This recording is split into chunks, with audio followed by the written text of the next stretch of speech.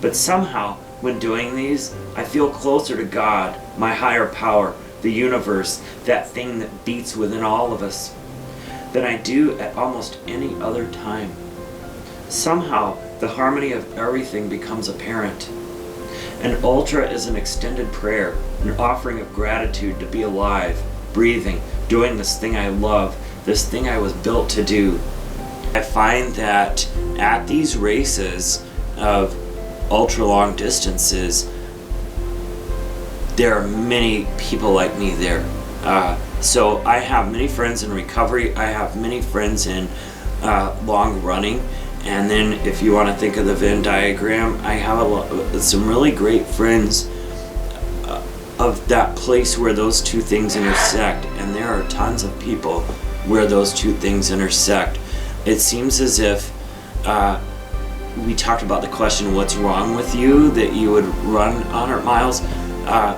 I find that there is a lot of people who deal with mental illness, with addiction, eating disorder, that kind of those kind of things, drawn to that long running game, probably because it takes an obsessive type of mind, probably because you really have to get to know yourself.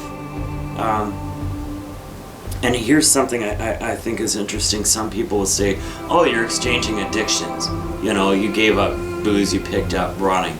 I ran through my last drunk, so I can't say that that's true. When you go out and run for 6 hours, after 3 or 4, you feel like you can go forever, and there is a different kind of feeling, you know, if that makes any sense. It's interesting because people seem to like the longer stuff the older they get. You don't see a lot of 65-year-olds running hundreds, but you do see 50 to 55 sometimes winning hundreds.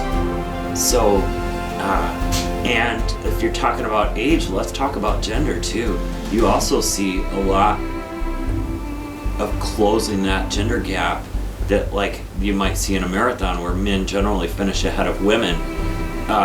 In 100, I know some women who do what we call chicking a race, meaning they win the race outright. I think that has to do with childbirth and the ability to bear pain, you know what I mean, over long periods of time. Women tend to do better the longer they go, and as far as being compared to men. The next 2 years, just basically talking to people and getting to know people. I chose 8 runners. And some people, when I asked, said, no, I don't want you writing about me. Understandably so, because to me, you're really opening yourself up. You're making yourself very vulnerable, because you don't know what I'm going to say about you. You really don't. So it's a very, you have to feel somewhat naked to say, sure, go ahead and write my story. Because the story writer never gets the story exactly right according to the person whose story it is. Never. But I did my best. And gaiters are just one more thing to keep stuff out of my shoes. You really want to protect those feet. And granted, I'm going to go through streams, creeks, and water's going to get in there and so on. But I need this to be as protected as I can. Here's something else too. One of the most important things I found is regulating body temp. It's a great thing to do in a race.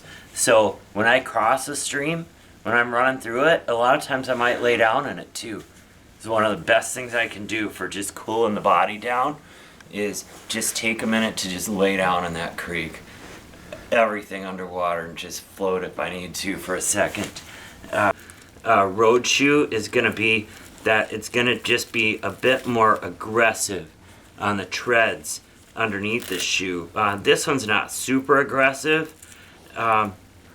Some shoes are good for what I think of shoes as dry ground shoes, which are not going to be super aggressive, but I have some softer ground shoes that are going to be almost like football cleats or soccer cleats with some really thick lugs coming off of the end of here, almost like cleats, to just keep moving through mud, snow, any kind of soft ground stuff like that. And now I'm ready to run.